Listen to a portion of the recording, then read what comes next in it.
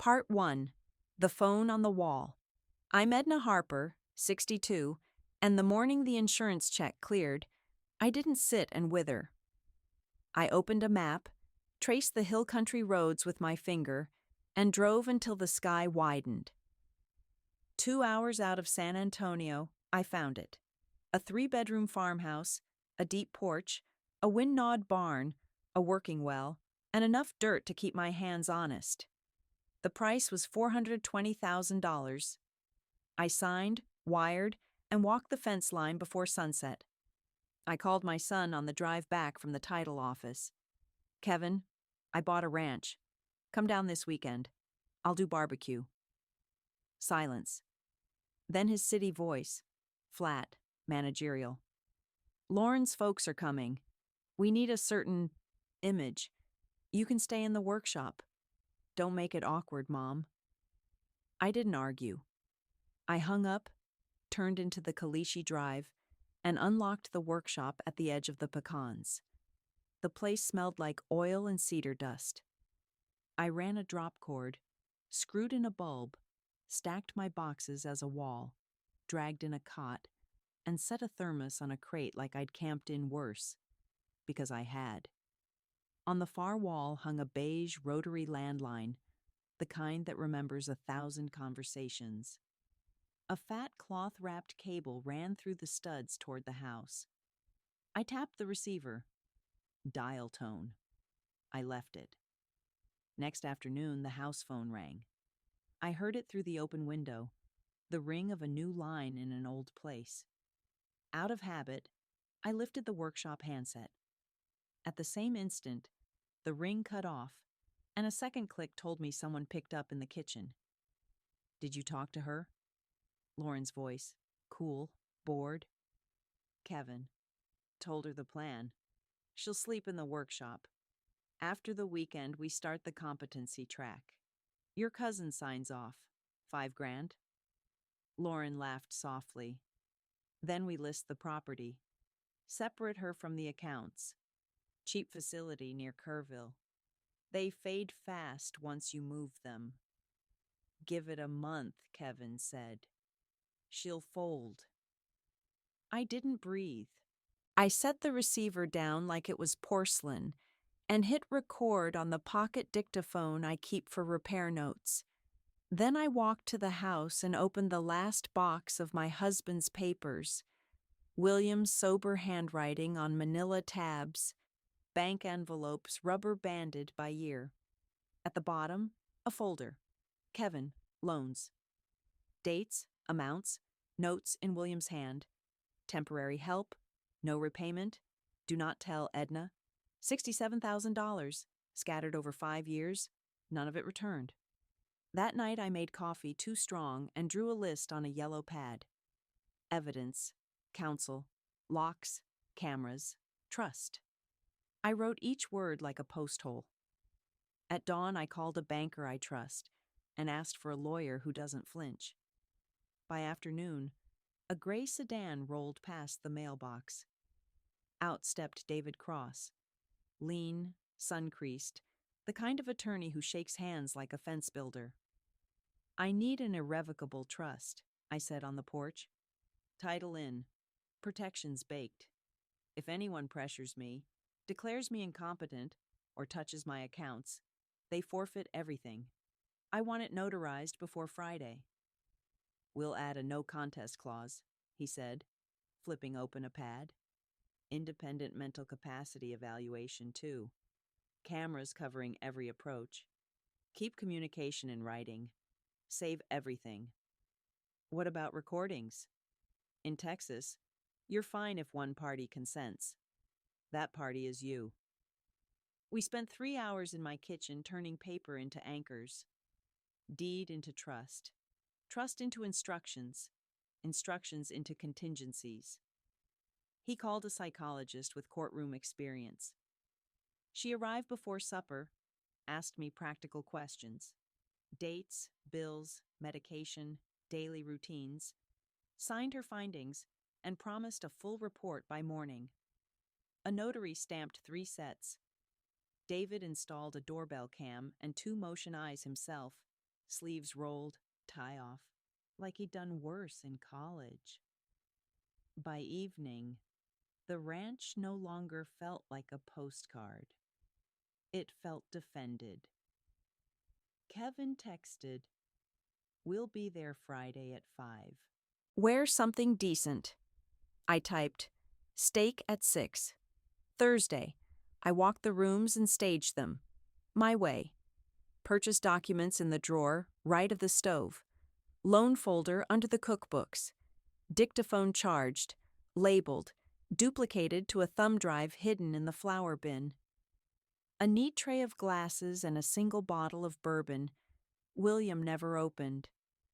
Fresh sheets in the guest rooms, because I have manners. Fresh batteries in the workshop flashlight, because I'm not stupid. At noon, the kitchen phone rang again. I left the line hot on the workshop set and listened without touching it. Lauren. My parents think the place was 500. Don't confuse them with details. Kevin. It's called positioning, babe.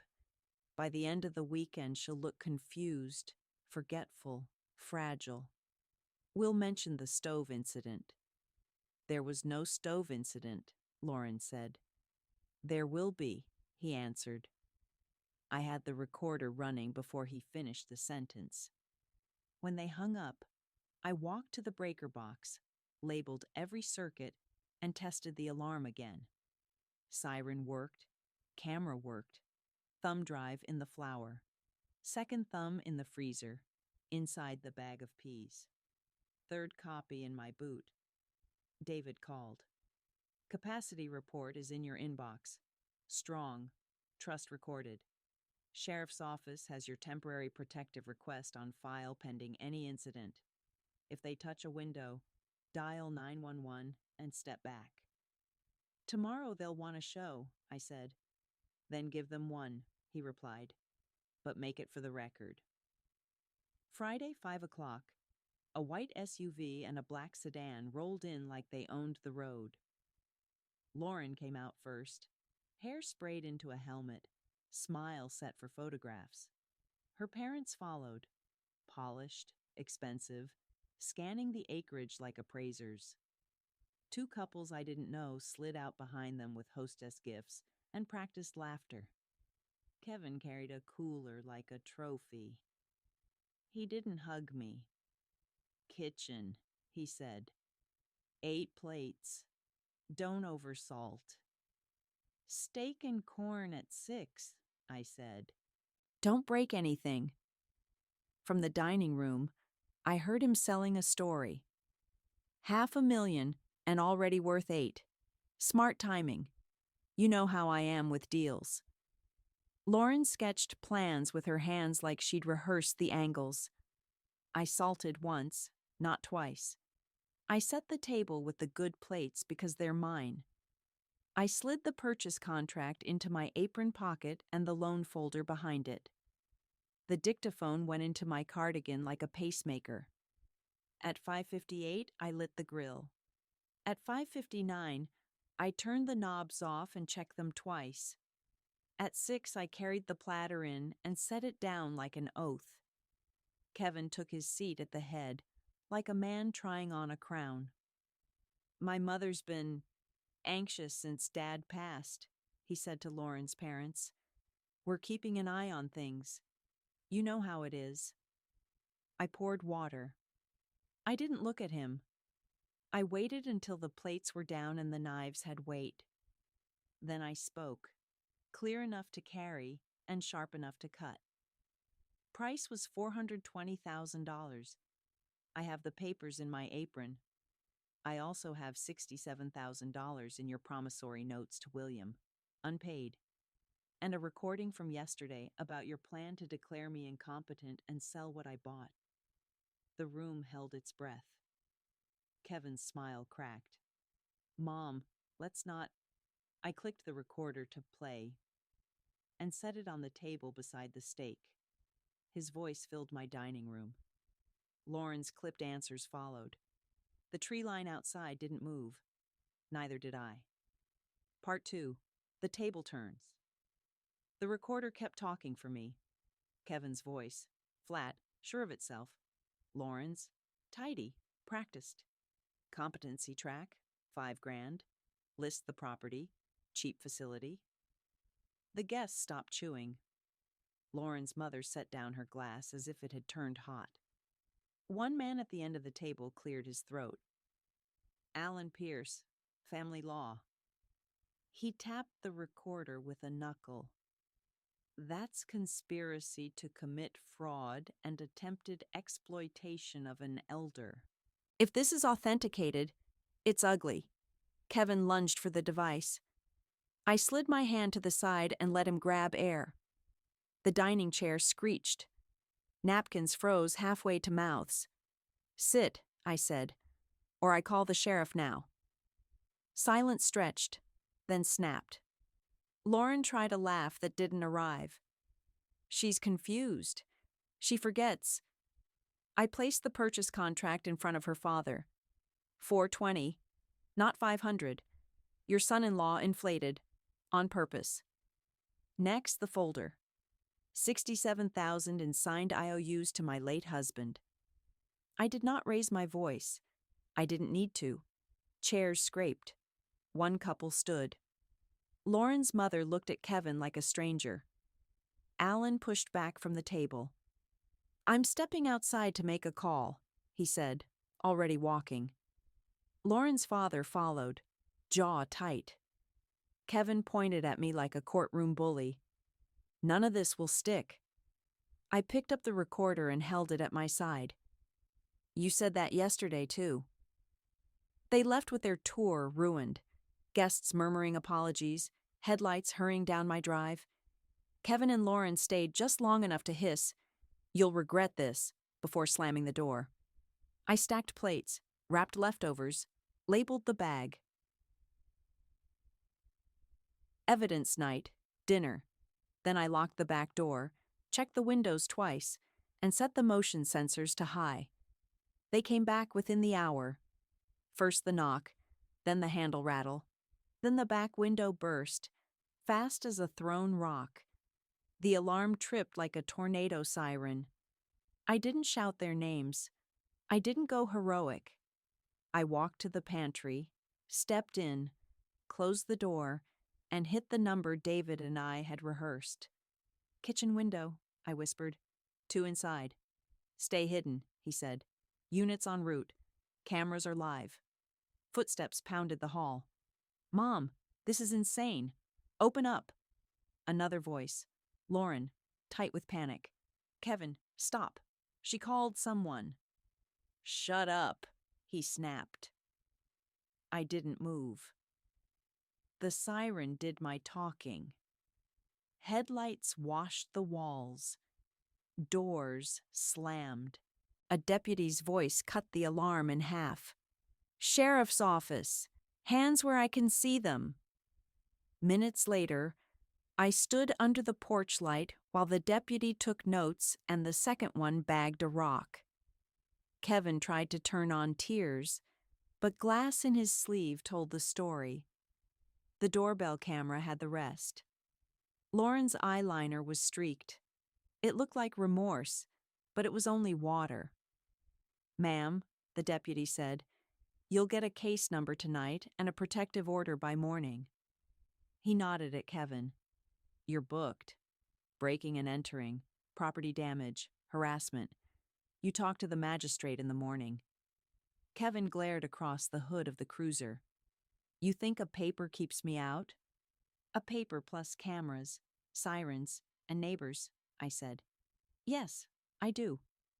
They drove him away. Lauren sat on my front steps and shook. I didn't sign up for this. You rehearsed the sale price jump, I said. You signed plenty. David arrived with a toolbox and a roll of clear tape. We boarded the window, reset the system, printed the capacity report, copied the files again. He laid 3 forms on the kitchen table.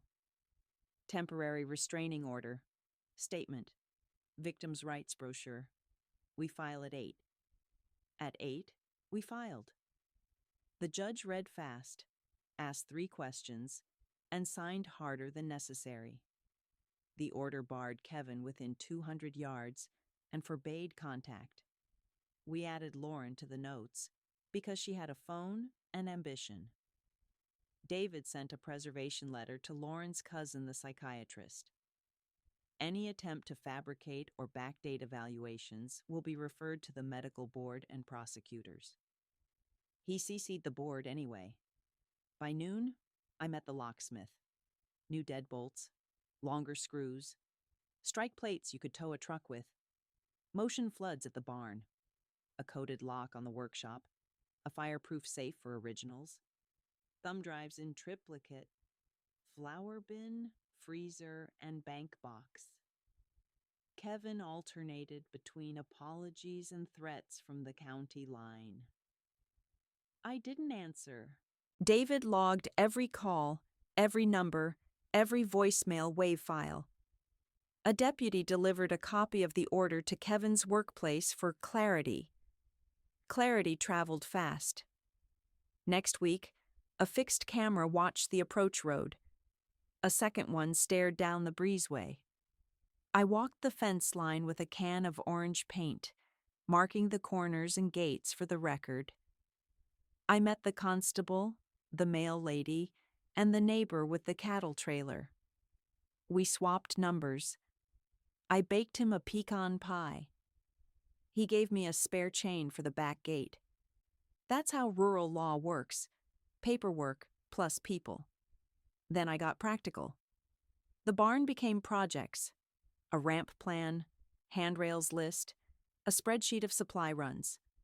I converted the tack room into a secure meds closet with a ledger and a lock. I posted a laminated sheet by the fridge. Call 911, show this order. Do not open the door. I set up a shared drive and uploaded the lot: audio, video, scans, because paper burns and clouds don't. On Friday, Alan came by in street clothes. He looked around my kitchen with a slow nod. You set a table in a trap. Good work. He handed over a binder.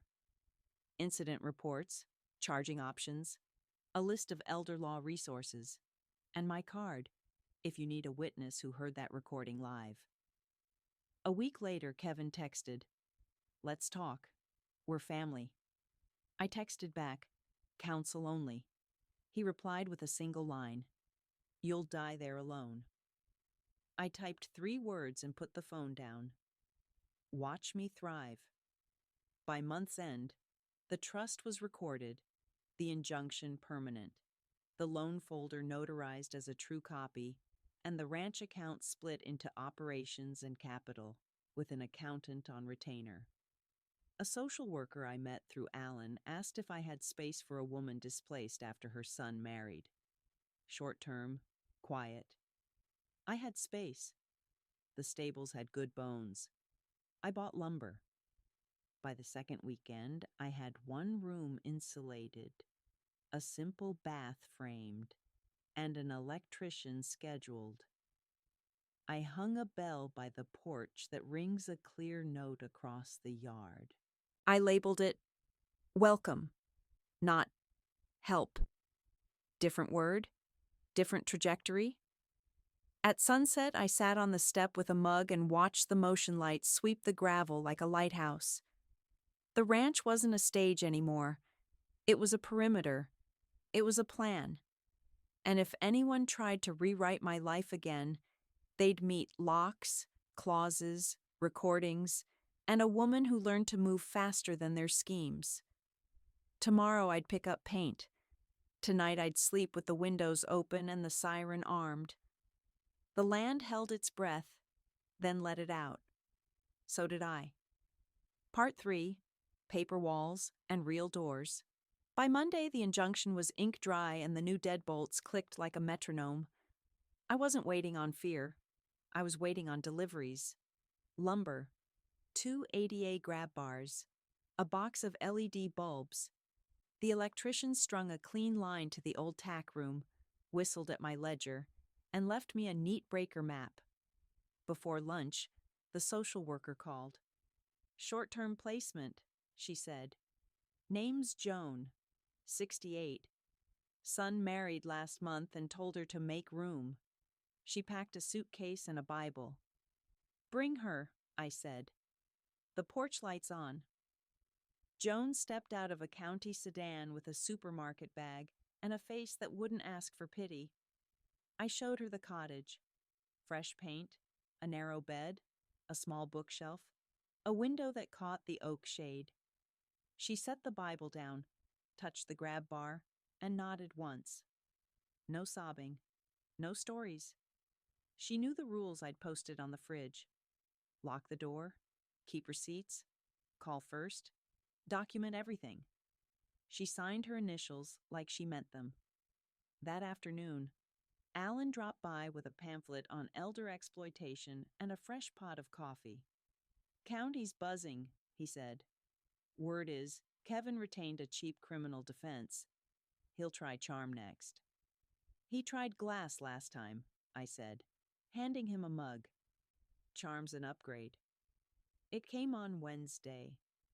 A delivery driver at the gate, clipboard in hand, oversized bouquet. From your loving son, he said through the speaker. Show the card to the camera, I answered. He did. Let's start over, Mom. K. I logged the time, snapped a photo, and told the driver to keep the flowers. Polite doesn't overwrite court orders. Thursday brought the cousin, white coat, no appointment, a knock like a metronome. I'm Dr. Myers, he declared at the camera.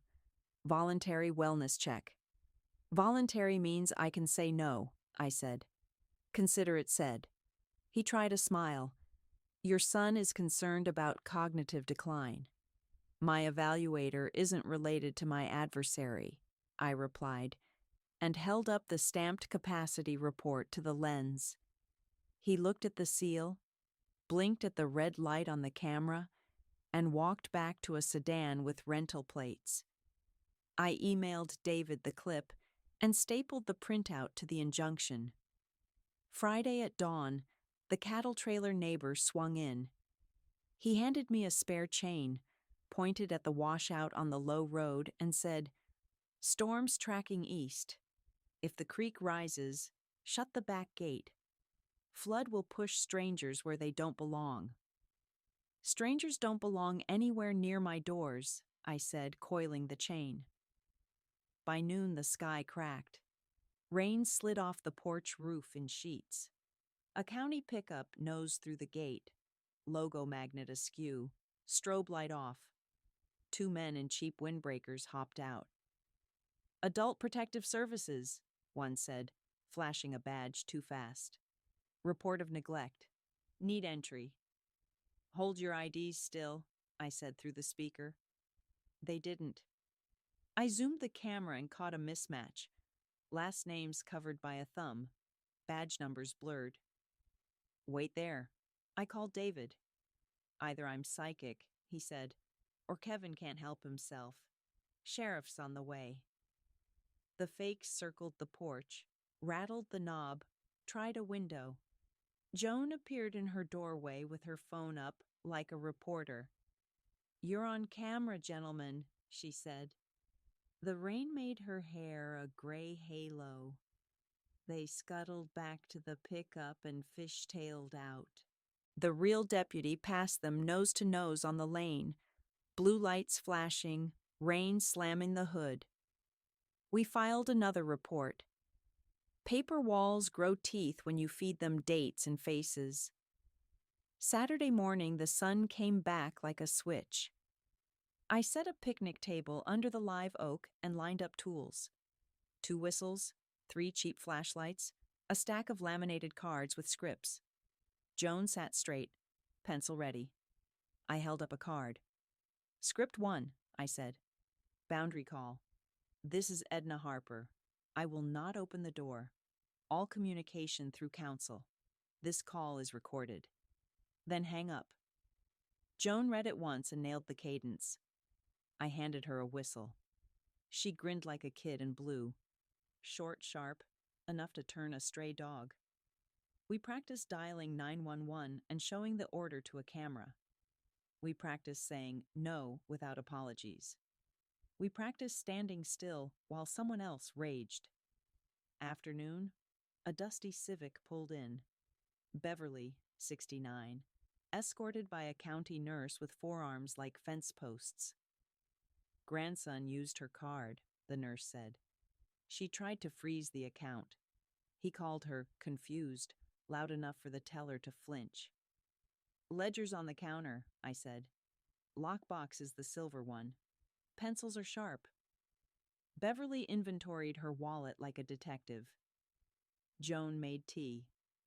The ranch sounded like women learning the weight of their own names again. Near dusk, Kevin tried a new route. Email. I've reflected. Therapy is helping. Let's discuss what's fair. Attached, a caretaker agreement he'd drafted, granting himself keys and a stipend. I printed it, wrote exhibit, attempted end run.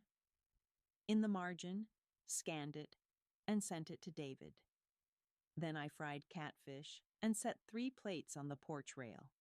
Joan told us about the year she soloed a cross-country drive in a sedan with no AC. Beverly showed us how to fold a bank statement into a flag for fast flipping. We ate, practiced more scripts, and watched the sky turn the color of a bruise and then a bandage. Sunday, a church van from town swung by with a box of pantry staples and a stack of hymnals nobody asked for.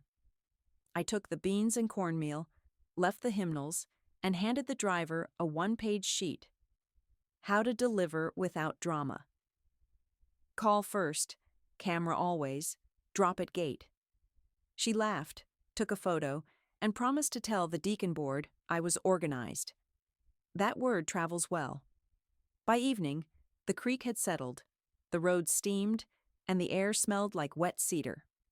I checked each camera angle, each lock, each line item on the ledger. The ranch wasn't a bunker. It was a system. Doors that stayed shut. Doors that opened on purpose. Kevin would try again. People like him don't retire. They escalate, pivot, or plead. I didn't need to predict which. I wrote the next list on my yellow pad anyway. Fire drill, evac route, attorney contact tree.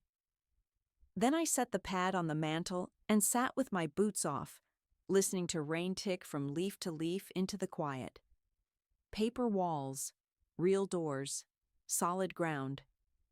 Part of me missed the simplicity of a barbecue where the worst problem is a burnt steak.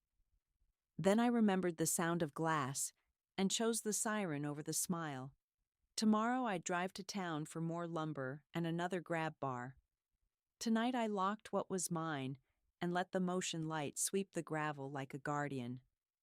The ranch breathed. So did we. Part 4. Drones, decoys, and a paper trail. Monday at noon, a package hit my gate like a thrown bone.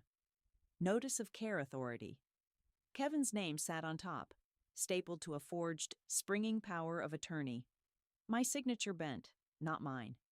He'd filed a UCC financing statement too, pegging my equipment as collateral, sloppy, ambitious, illegal. I didn't huff. I scanned every page, named the file Poe Fraud Kevin PDF, and emailed David and Alan. David called the clerk, Alan called the DA. 2 hours later, we had a stamped motion to strike the UCC, a sworn declaration on the signature, and an appointment with the prosecutor's investigator for Wednesday. At 3, a buzz rolled across the pasture. Not bees. A drone. It hung over the breezeway, camera twitching. I stepped onto the porch with a reflective vest and a clipboard like a foreman. I pointed up at the lens and held a bright card. No-fly zone, reporting 49 USC, per 4103 FAA violation.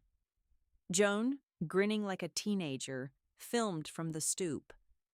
I killed the porch light and the drone drifted lower, greedy for a better shot. Good, I said to no one. Come on down. I flipped the breaker to a separate flood strobe David had installed. The drone stuttered in the pulse and nicked a pecan branch. It pancaked into the herb bed with a plastic sigh. I bagged it like a fish, snapped photos, and labeled the sack. Recovered device. 1458. The deputy took it off my hands within the hour, pleased as a kid at Christmas. Serial number's intact, he said. We'll see who registered it. Kevin tried to flank us online next. A burner Facebook post called me unstable and accused Alan of preying on seniors. He added a Yelp smear with my address. I archived both, then sent a short letter to each platform's legal team. Defamation notice. Attachments AD. Alan forwarded copies with his letterhead. The posts vanished overnight. Wednesday at the DA's office, the investigator set a portable scanner between 3 chipped mugs.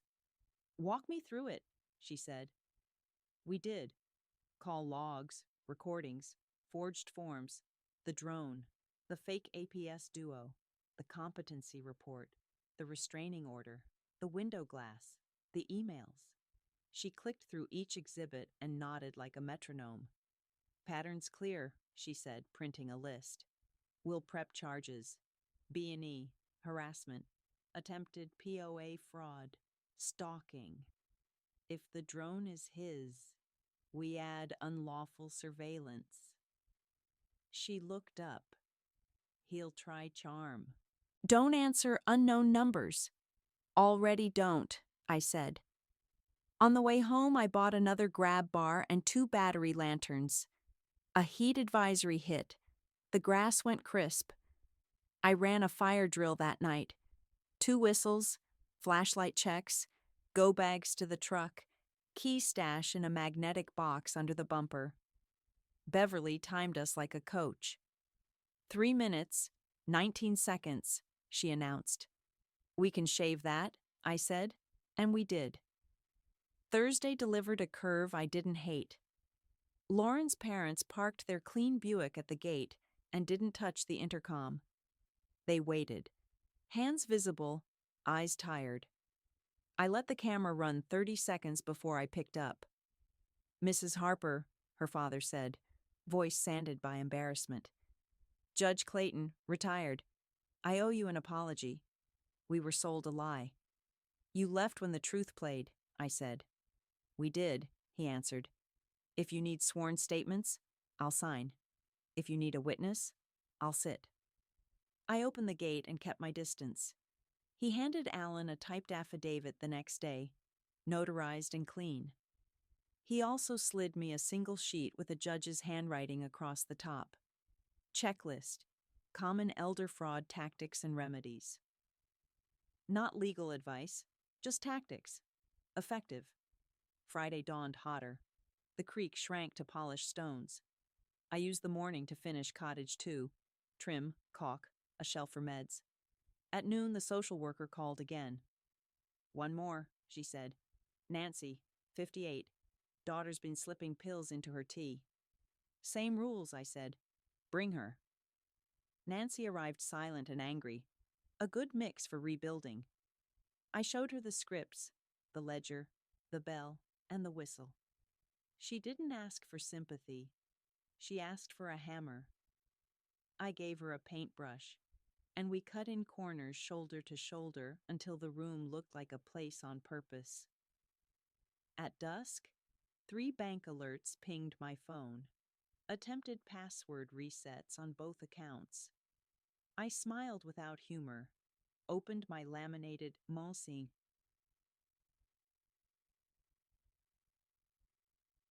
Bank Defense Lié card and called the branch manager on his direct line. Lock external transfers, I said. Note suspected family fraud. Require in-person with ID for any changes. He did. We added voice print verification and a password only I could love. A line of fence post spacing numbers from Williams' ledger. Saturday the wind shifted.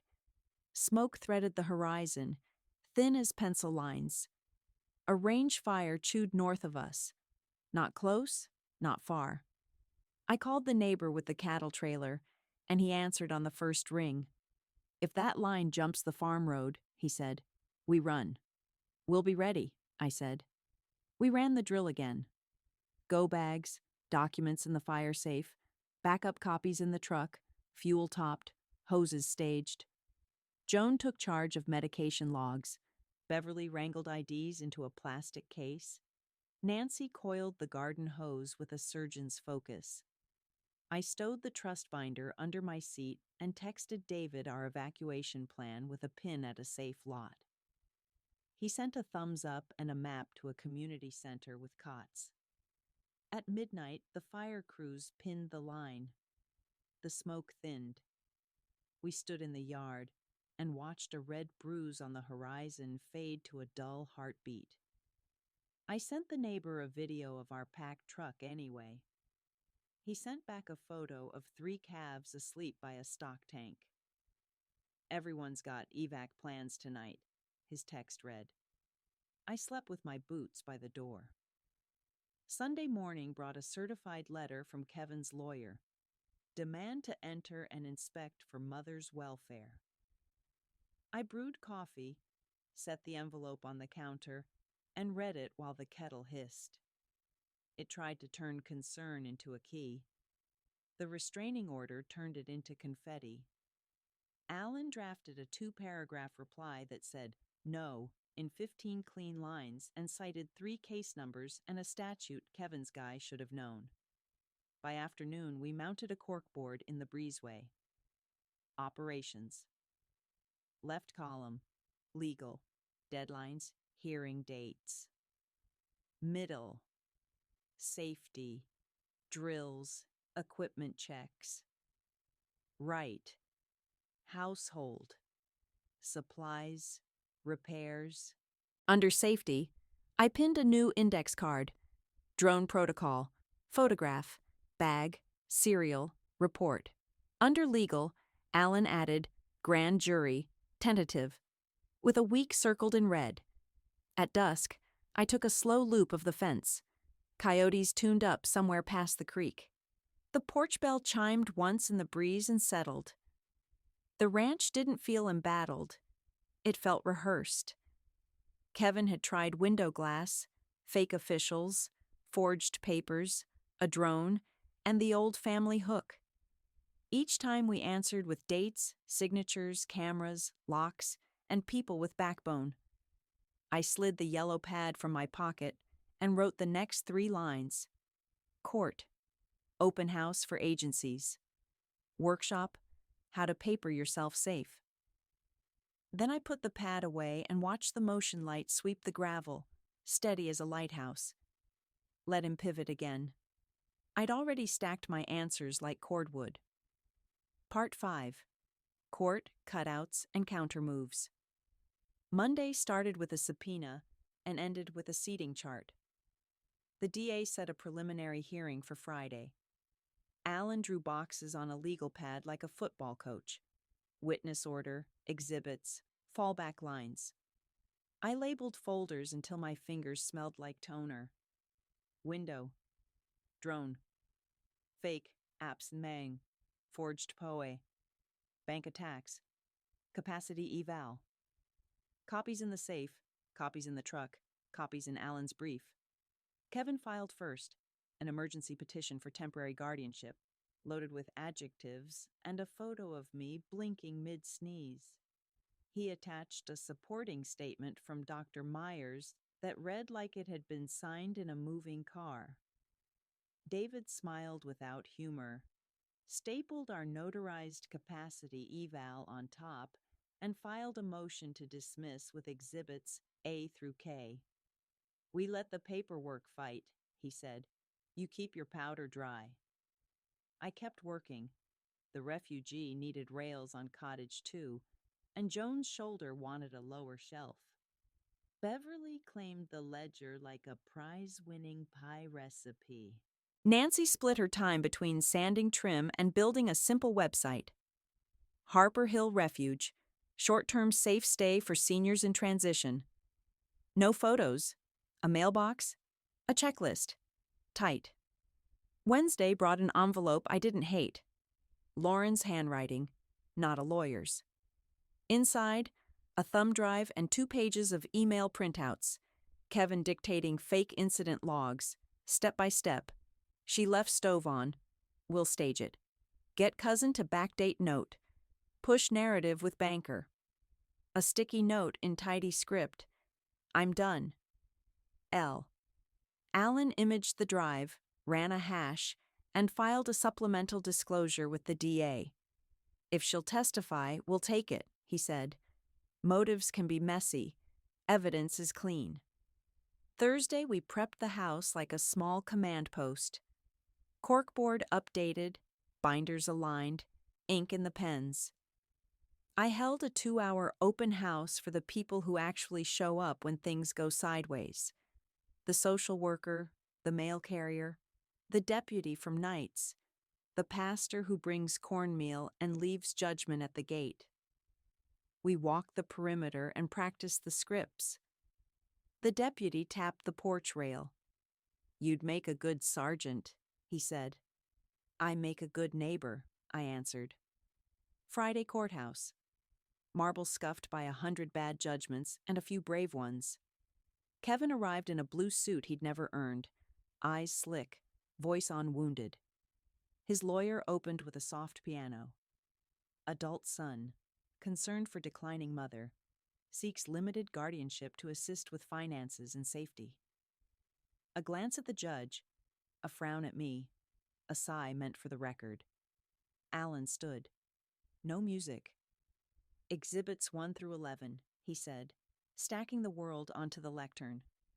Window glass photos, the 911 call, the drone bag tag, the forged POA, side by side with my signature, the fake APS footage, zoomed on the blurred badges, the restraining order, the capacity evaluation with the doctor in the room, the burner posts, preserved by URL and timestamp, the emails from Lauren, authenticated by hash, and the recording, Kevin and Lauren planning the stove incident, like a skit.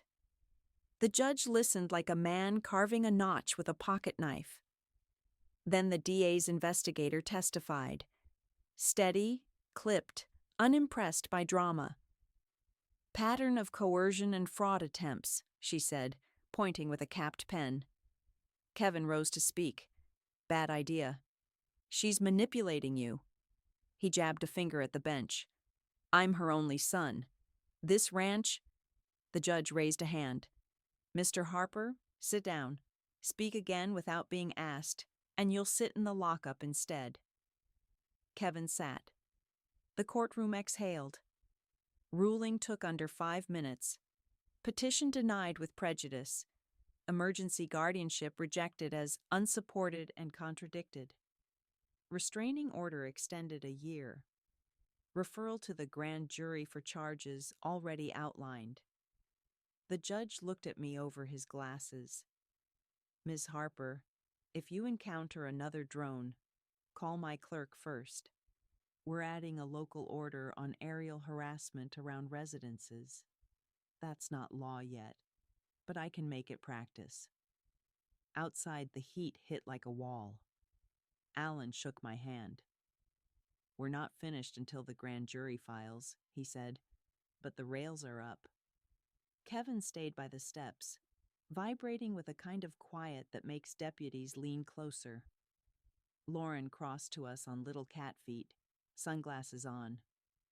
I gave you what I had, she said. I'll testify. I'm staying with my parents. Tell the truth, I said. The rest is gravity. Back at the ranch, we didn't throw confetti. We checked locks and watered okra. The social worker dropped another call.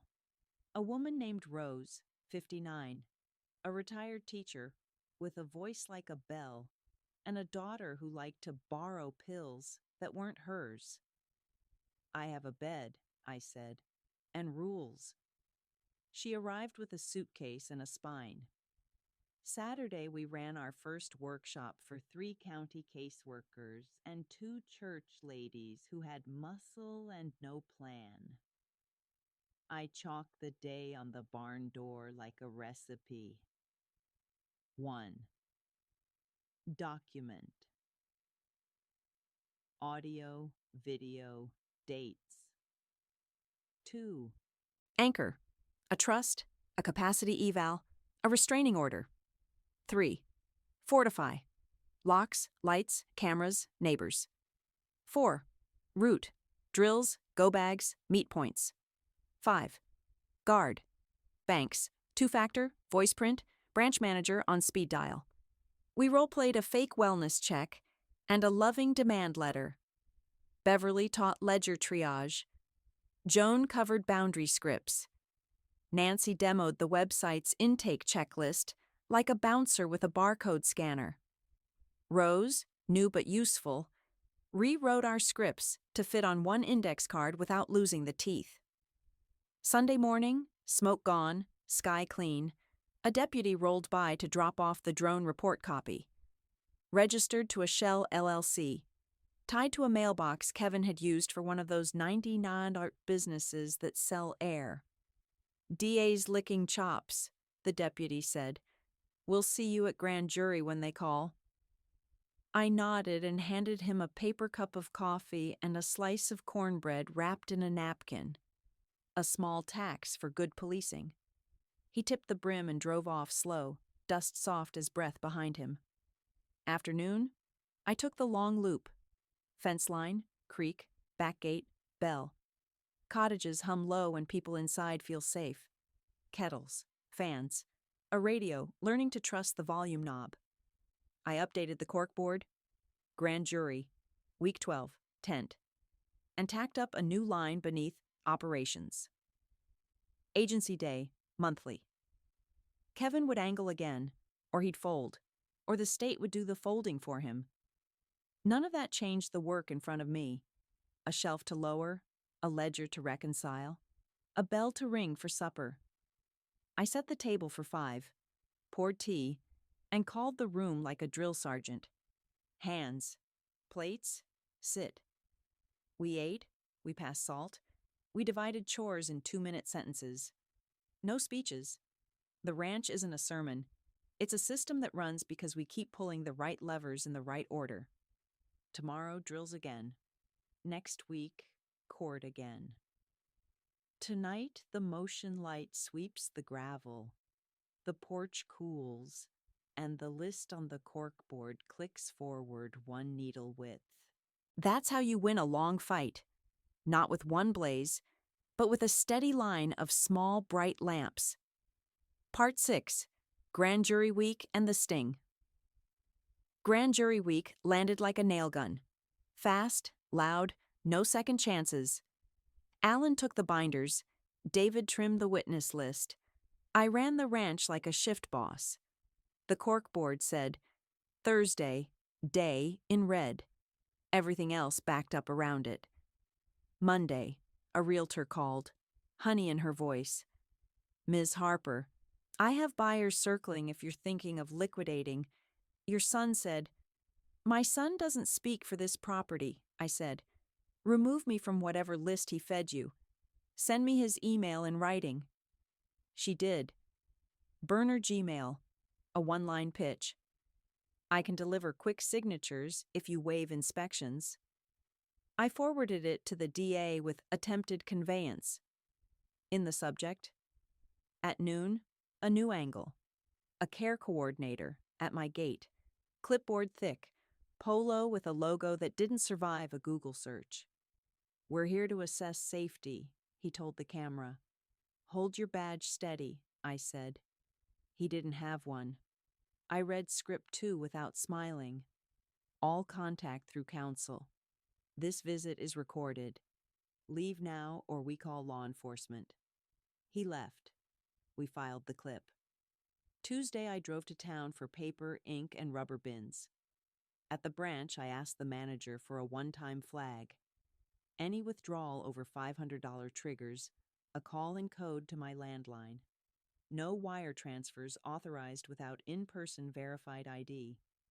He nodded like a metronome and put both accounts on manual. Beverly celebrated with a new ledger tab. Bank locks. Back home, the social worker pinged. An emergency short stay. Rose's friend Elaine, 72, bruises and a stack of overdraft notices. We ran intake like a drill. Photos, with consent, inventory list, meds check, lockbox assignment, boundary scripts. Elaine unpacked a single sweater and a box of tax files. Start with T, I said. End with a credit freeze. She did both. That night, Kevin fired a mass text to numbers he found God knows how. Pray for my mother. She's being manipulated by predators. I archived, blocked, and sent a 2-line note to the DA. Witness tampering by dog whistle. Alan did the lawyer version in triplicate. Wednesday, we staged the sting. Lauren, through her father, agreed to a recorded handoff. The last piece, screenshots of Kevin coaching fake episodes to seed with neighbors. She insisted on neutral ground, a diner off the highway at 2. I parked where my plate faced the road, phone on a mini tripod, David 3 booths back with pie he didn't eat. Lauren slid into the seat, sunglasses off this time, thumb drive and a folded page. He'll call you today, she said. He thinks he can scare you into signing a support agreement to lift the order. He already tried, I said. Send him to my counsel. He won't. He wants you alone on tape. She looked toward the door. He's getting reckless. Phone rang before the coffee cooled. Unknown number. I let it go to voicemail. 10 seconds later, a text. Meet me by the old feed store at 5, or I go to the press with proof you're unstable. I replied with a single word. Counsel. Then I forwarded both to Alan and the investigator and paid the bill. Back at the ranch, we tightened the perimeter. Motion lights tested. Scripts rehearsed. Go bags by the door. At 4:50, a pickup idled a quarter-mile down like a stakeout. At 5:05, the drone tried again. New model, same greed. I didn't pulse it this time. I photographed it, logged the minute, and let it hum. 10 minutes later, the DA's investigator texted, "We see it on your feed. Good. Leave it." 6:30. Kevin, frustrated by the lack of theater, pivoted. A blogger posted a concern piece full of nothing but adjectives in my address. Alan had the takedown drafted before the guy's ad impressions cleared. Thursday. Grand jury. I parked 2 blocks from the courthouse, walked in with my ID, and waited on a wooden chair that remembered better cases. The prosecutor's investigator went first. Lauren followed, voice steady, sticking to facts. Alan texted me a single period every time a witness came out like a heartbeat. My turn. I kept it short and clean. Dates, calls, window, drone, forged papers, fake officials, bank attacks, the injunction, the restraining order, the recording, the capacity eval. No speeches. I handed up the thumb drive like a wrench. Questions were practical. Did you consent to the recordings? Yes. Are these your signatures? No.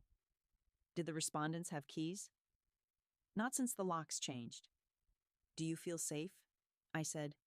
I feel prepared. That landed better than fear. Out in the hall, I didn't pace. I texted Beverly to pull laundry before the storm rolled in. I texted Joan to set the oven to 375. I texted Rose to check on Elaine's ice pack and Nancy to label the new as-needed meds bin. The foreman came out with the DA, face unreadable by design. The DA nodded once.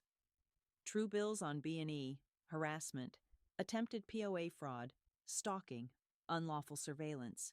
Will arraign next week. Copy, I said. We'll be ready. On the steps, Kevin watched me like a cornered dog assesses a fence. 2 deputies stood close enough to taste his cologne. He smiled, thin, performative, and lifted his phone as if to film a tear that wasn't there. I walked past, steady, bag over shoulder, keys in hand. He called after me, too loud for the marble. This isn't over. It is for today, I said without turning. The deputies smirked into their collars. Back at the ranch, I updated the corkboard. Indictments. Filed. Under FA. Operations. I added Agency Day, first Thursday, and Workshop 2, Paper Yourself Safe, advanced. Joan slid a casserole in the oven like we were closing a shift. Beverly clipped the new case numbers into the élan.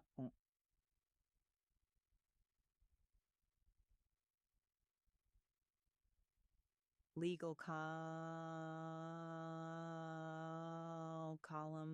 Nancy posted an update to the website. Capacity full, referrals open, training by appointment. At dusk, the cattle trailer neighbor leaned on the gate. Heard the news, he said. Brought you a brace of locks and a 2-way radio. Payment in pecans, I answered, handing him a paper sack. Trade settled. We ate at the long table. 5 plates, no toasts. After dishes, I ran a quick drill. What to say if a reporter calls, what to do if a process server shows, where to stand when someone bangs a door. 3 minutes, tight. Before bed, I wrote the next list. Arraignment logistics, statement template, media protocol. I pinned it up and shut off the kitchen light. Outside, the motion lamps swept the gravel and the live oaks drew their dark lines across the yard. Not a fortress, a system, a place where trouble meets process and loses. Tomorrow I'd replace the battery in the gate opener and rotate the fuel in the generator. Next week we'd stand in another courtroom and let the paper do what it does when it's loaded right. For now, the ranch held steady, the women slept, and the air carried nothing but cedar and a promise. Keep your lines clean, and the rest follows. Part 7. Arraignment, aftermath, and a quiet gate. Arraignment morning. I wore boots that don't slip, and a jacket with pockets for 3 pens and a folded order. Alan met me at the courthouse steps with a nod that meant steady. Inside, the clerk read charges like inventory, breaking and entering, harassment, attempted POA fraud, stalking, unlawful surveillance. Kevin said, "Not guilty," into a mic that made the words sound smaller. The judge set a no contact that could fence a pasture and a date for motions. We walked out through marble that kept secrets for a living. The DA moved quick. The drone tied to a shell box Kevin rented. The fake APS pair flipped when they saw the footage. The cousin doctor caught a letter from the medical board and lawyered up. Lauren signed her cooperation agreement and handed over the rest. Texts, drafts, a photo of the stove incident props in their trunk. Alan filed everything with tabs you could see from space. Back at the ranch, we didn't hang banners. We wrote procedures. Media protocol went on the corkboard next to process server script. Joan answered the gate like a dispatcher. Beverly color-coded the ledger. Nancy pushed our Paper Yourself Safe workshop to second Thursdays. The first session filled in a day with caseworkers and 2 bank managers who preferred checklists to speeches. A storm line cracked the ridge that week, straight wind and pea hail. We ran the evac drill clean. Go bags, trust binder, capacity eval copies, thumb drives, hard hats, radios. The cattle trailer neighbor idled by the gate with room for 3 people and a dog we didn't own yet. The line split north. We stood down and logged times. 4 minutes, 41 seconds. Under 4 by fall, I said. Heads nodded like a platoon. Motions day, Kevin's counsel tried the old door. Caretaking concerns, misunderstandings, family dispute. Alan held up the forged POA and the drone report side by side and let the silence prove the point. The judge denied suppression, admitted the recordings, and warned counsel off any side channel contact. Outside, Kevin paced a tight square, then stopped when the deputy looked interested. A week later, the plea offer landed. Plead to felony, unlawful surveillance, and misdemeanor criminal mischief. Dismiss the rest with restitution. 5 years probation, compliance checks, mandatory counseling, no contact through the order's end, plus a fresh year. Lauren took a lesser charge for the fake APS stunt and finished it with community service at the county elder hotline. She delivered coffee the first Saturday and left without a speech. I told her 2 words. Tell truth. She did. We used the space the law gave us. The DA and Allen drafted a standing MOU. If any agency needs a safe short stay while they sort guardianship messes, the Harper Hill cottages take 2, max 30 days, rules posted. The pastor brought folding chairs. The mail carrier delivered a bulletin we actually needed. Grant dates for small rural safety projects. We applied for lights and 2 radios and got both. The cousin doctor resigned his clinic job before the board hearing. The fake APS pair pled out and sat through a real training where the instructor used their blurred badges as the don't slide. The realtor who cold called on Kevin's email sent an apology in writing and a $100 gift card I traded for lumber. We turned the barn into class on the cheap. Plywood lectern, extension cord, a wall map with fire lines and cell dead zones. Rose wrote a 1-page handout that starts with document, anchor, fortify, root, guard, and ends with 3 phone numbers taped to a magnet. Elaine, who once feared bank forms, taught a session called Freeze Flag Voice Print that even the branch managers took notes on. Summer rolled in. Loud, cicadas like power lines and okra that hid pods if you blinked. The cottages held steady at 3. We capped it there on purpose. This isn't a compound. It's a hinge point. Arrive, breathe, learn, move. The day the plea was entered, we didn't go to court. The DA texted the word accepted and a thumbs up. I added probation, 5 thighs to the corkboard, and took down grand jury. Then I drove to town for flour, post caps, and a spare battery for the gate. On the way back, a reporter tried to block the entrance with earnest eyes and a mic. I rolled down the window 2 inches and read script 3 like a psalm. No comment. All court filings are public. Please contact the DA's office. He filmed the sign. You are being recorded. And the bell that says, welcome.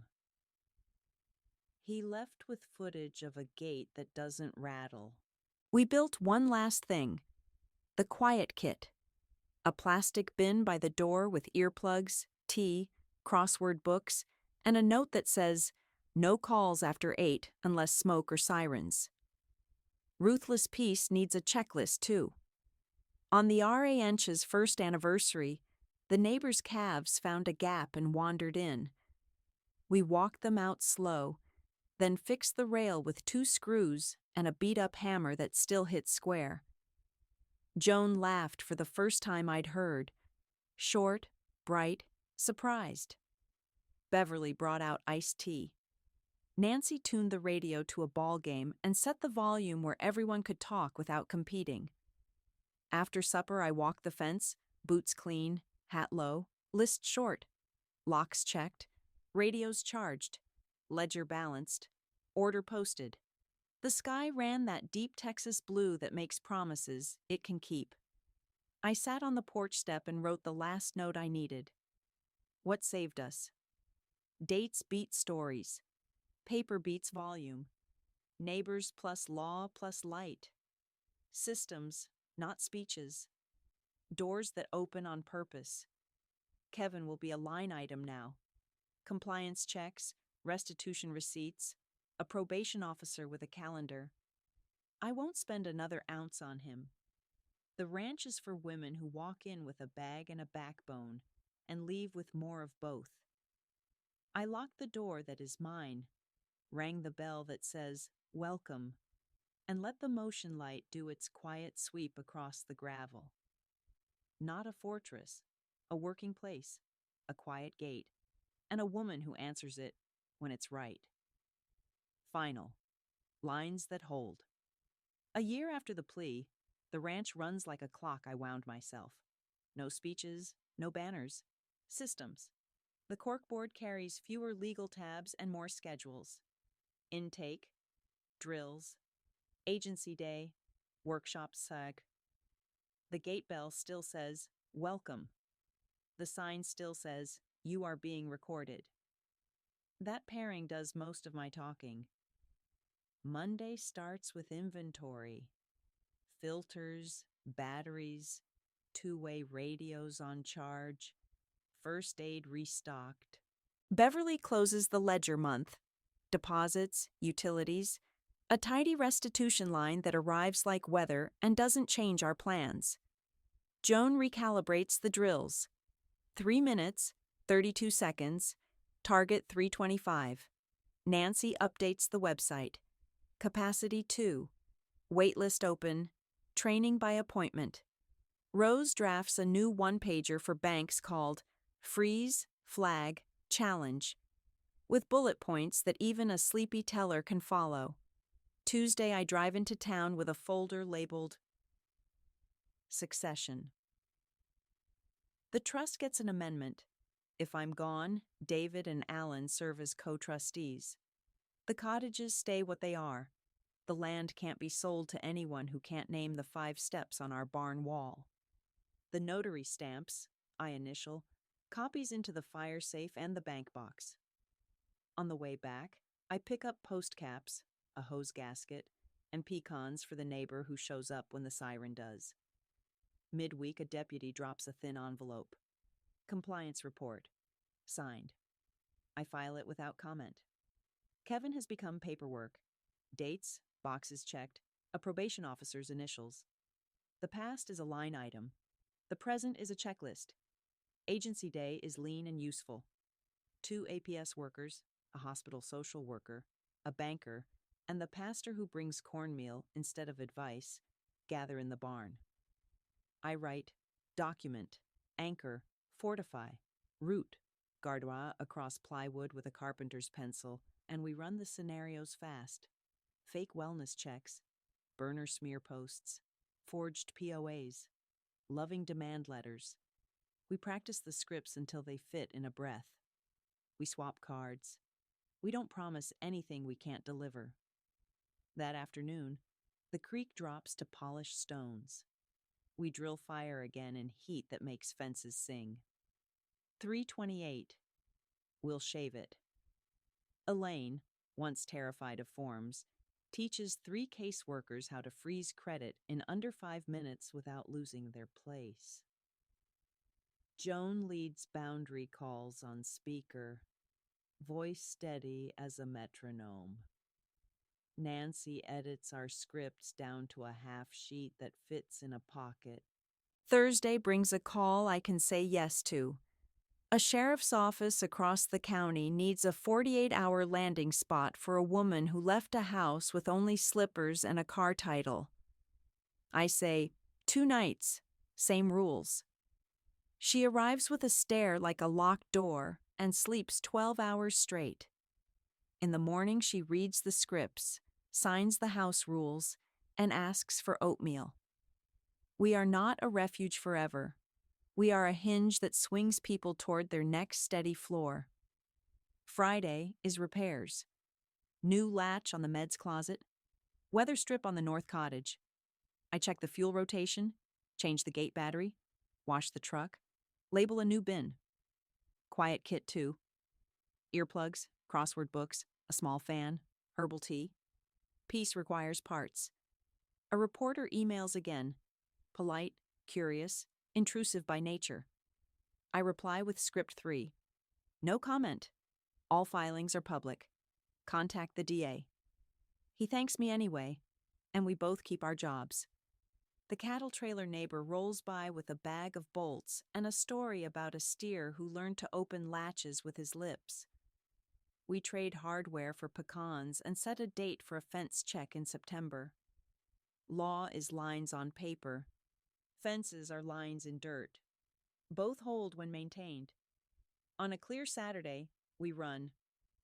Workshop, paper yourself safe, advanced. For bank staff and 2 pastors who want tools instead of platitudes. I chalk a new section on the barn wall. After. The steps that start when the crisis ends. Close old accounts, new pins, redirect mail, capture screenshots, archive threats, block and log, change locks, change habits, sleep. I don't say heal. That's their word to choose. Evenings are simple. A long table, 5 plates, or 3 or 2. Iced tea. Chores divided without speeches. We do not rehash the worst thing that happened to us. We grease hinges, label bins, and practice saying no without a paragraph. The bell rings. The day closes like a good gate. On the ranch's 2nd anniversary, I walk the perimeter at dawn. Post straight, wire tight. Cameras blinking their little red truths. The cottages hum. Fans, kettles, a radio low enough to talk over. I set my palm on the porch rail and feel the cool of wood that won't lie. I write one more page for the corkboard, not for the law, for us. When in doubt, timestamp it. Put it in writing. Call the one who answers. Open only on purpose. Close clean. Then I pin it and step back. No applause. No violins. Just a system that outlasts any one person because it's designed to be picked up and run by the next capable hands. If you came here for a moral, take this. Dates beat stories. Paper beats volume. Neighbors plus light beat 1,000 threats. We didn't win with one grand gesture. We won with a long row of small, bright lamps kept trimmed and burning. I lock the door that is mine, ring the bell that says, "Welcome," and let the motion light sweep the gravel in its steady arc. Not a fortress, a working place. Lines that hold. And a woman who knows exactly when to open the gate.